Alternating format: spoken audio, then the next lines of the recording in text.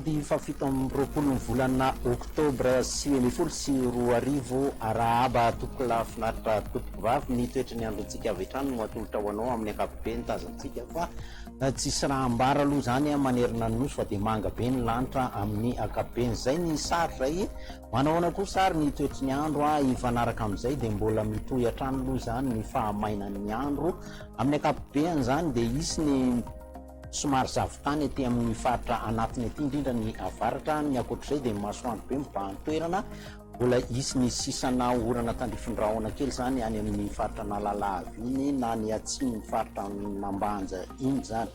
Raha ny tolakandro kosa dia mbola isy koa zany ny orana arahan-kotroka amin'ny ilany andrefan'ny afovoan-tany iray manontolo, zany hoe any amin'ny faritra ny melaka iny aty abongolava ny ilany andrefan'ny itasy zany any soavinandrinany, ny ilany andrefan'ny vakinakaratra sy amoromani otomatsiatrary iorombe.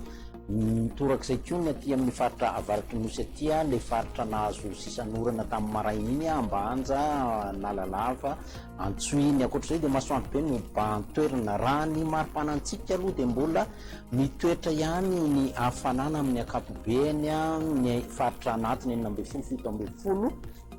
ny faritra hafa kosa hitatsika 20 na 20 hatramin'ny 20 degré celsius ny maripana ambany indrindra.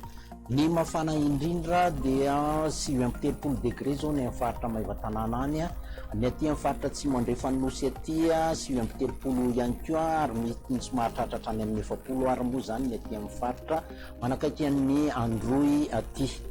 Ny faritra anatiny hitantsika 3 degré celsius. Ireo toetry ny andro ivelan'ny Madagasikara manorana tandrifindrahona ny any Nairobi any maina ny andro ny any Johannesburg sy Paris, ary ireo nosy manodidina antsika indray kosa amin'ny ankapobeny aloha dia azo lazaina fa maina be ny andro, masoandro ny any Seychelles, torak'izay Fandimby sy masoandro ny any Comore, Maurice, Mayotte ary La Réunion. Dia izy indray fotoana niarahako taminao tamin'ity andro ny anio ity, mametraka ny veloma mandrapitafa indray tompoko lasy tompoko vavy. Veloma.